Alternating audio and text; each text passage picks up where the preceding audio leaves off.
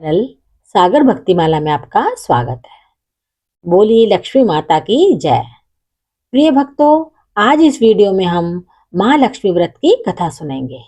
भाद्र पक्ष मास के शुक्ल पक्ष की अष्टमी से लेकर अश्विन मास के कृष्ण पक्ष की अष्टमी तक 16 दिनों तक माता लक्ष्मी की विशेष कृपा प्राप्त करने के लिए यह व्रत किया जाता है। इस व्रत को करने से व्यक्ति के सभी दुख और कष्ट दूर होते हैं और धन्य धान्य की प्राप्ति होती है। तो चलिए सुनते हैं महालक्ष्मी व्रत की कथा। एक समय महर्षि ऋषि वेद व्यास जी हस्तिनापुर पधारे। उनका आगमन सुन महाराष्ट्र धृतराष्ट्र उनको आदर सहित राजमहल में ले गए, स्वर्ण सिंहासन पर विराजमान किया। श्री व्यास जी से माता कुंती तथा गांधारी ने हाथ जोड़कर प्रश्न किया, हे महामुने, आप त्रिकालदर्शी हैं, अतः आपसे हमारी प्रार्थना है कि आप हमको कोई ऐसा सरल व्रत तथा पूजन बताएं जिससे हमारा राज्य लक्ष्मी सुख शांति संपत्ति से भरा रहे और परिवार सुखी रहे। इतना सुन श्री वेद व्यास जी कहने लगे, हम एक ऐसे व्रत का पूजन व वर्णन कहते हैं जिससे सदा लक्ष्मी जी का निवास होकर सुख समृद्धि की वृद्धि होती है। यह श्री महालक्ष्मी जी का व्रत है जिसे प्रतिवर्ष आश्विन कृष्ण अष्टमी को विधिवत किया जाता है। फिर व्यास जी बोले, हे देवी, यह व्रत भाद्रपद शुक्ल अष्टमी से प्रारंभ किया जाता है। इस स्नान करके 16 सूत के धागों का डोरा बनाएं, उसमें 16 गांठ लगाएं, हल्दी से पीला करें, प्रतिदिन 16 दूब व 16 गेहूं डोरे को चढ़ाएं। आश्विन कृष्ण अष्टमी के दिन उपवास रखकर मिट्टी के हाथी पर श्री महालक्ष्मी जी की प्रतिमा स्थापित कर विधि पूर्वक पूजन करें। इस प्रकार श्रद्धा भक्ति सहित माँ लक्ष्मी जी का व्रत पूजन करने से आप लोगों के राज्य में लक्ष्मी सदा निवास करेंगी, उसमें वृद्धि होती रहेगी। इस प्रकार व्रत का विधान बताकर श्री वेद व्यास जी अपने आश्रम को प्रस्थान कर गए। इधर समयानुसार भाद्रपद शुक्ल अष्टमी से गांधारी तथा कुंती अपने अपने महलों में नगर की स्त्रियों सहित व्रत का आरंभ करने लगी। इस प्रकार 15 दिन बीत गए। 16वें दिन आश्विन कृष्ण अष्टमी के दिन गांधारी ने नगर की सभी महिलाओं को पूजन के लिए अपने महल में बुलवा लिया। माता कुंती के यहाँ कोई भी महिला पूजन के लिए नहीं आई। साथ ही माता कुंती को भी गांधारी ने नहीं बुलाया। ऐसा करने से माता कुंती ने अपना बड़ा अपमान समझा। उन्होंने पूजन की कोई तैयारी नहीं की एवं उदास होकर बैठ गईं। जब पांचों पांडव घर आए तो कुंती को उदास देखकर पूछा, हे माता, आप इस प्रकार उदास क्यों हैं? आपने पूजन की तैयारी क्यों नहीं की?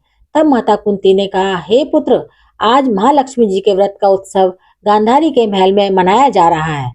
उन्होंने नगर की समस्त महिलाओं को बुला लिया और उसके 100 पुत्रों ने मिट्टी का एक विशाल हाथी बनाया है, जिस कारण सभी महिलाएं उस बड़े हाथी का पूजन करने के लिए गांधारी के यहाँ चली गईं, लेकिन मेरे यहाँ नहीं आई।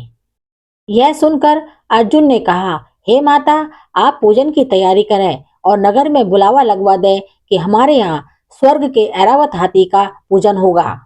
इधर माता कुंती ने नगर में ढिंढोरा पिटवा दिया और पूजा की विशाल तैयारी होने लगी। उधर अर्जुन ने बाण के द्वारा स्वर्ग से ऐरावत हाथी को बुला लिया।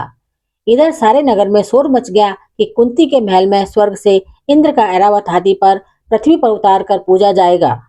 समाचार को सुनकर नगर के सभी नर नारी बालक एवं वृद्धों की भीड़ एकत्र होने लगी। उधर गांधारी के महल में हलचल मच गई। वहां एकत्र हुई सभी महिलाएं अपनी अपनी थालियां लेकर कुंती के महल की ओर जाने लगी।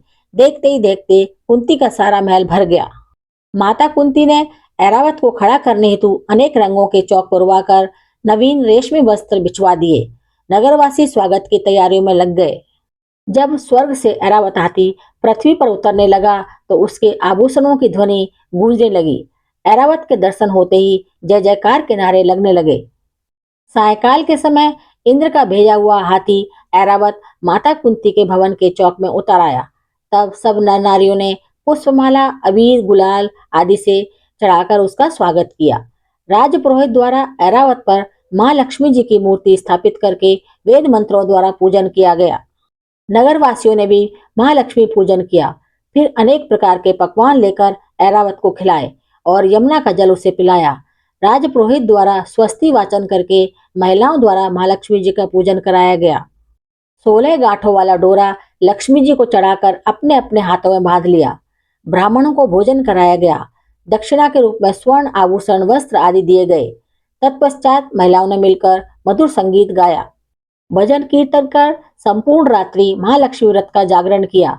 दूसरे दिन प्रातः राज्य पुरोहित द्वारा वेद मंत्रों के साथ जलाशय में महालक्ष्मी जी की मूर्ति का विसर्जन किया गया। फिर ऐरावत को विदा कर इंद्रलोक को भेज दिया गया।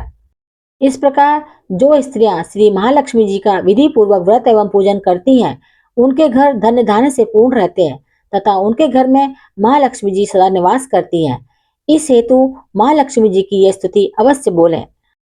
महालक्ष्मी नमस्तुभ्यम नमस्तुभ्यम सुरेश्वरे हरिप्रिय नमस्तुभ्यम नमस्तुभ्यम दयानिधे। तो यह है महालक्ष्मी व्रत की कथा। अगर कथा पसंद आई हो तो मेरे चैनल को सब्सक्राइब, शेयर और लाइक जरूर करें। धन्यवाद।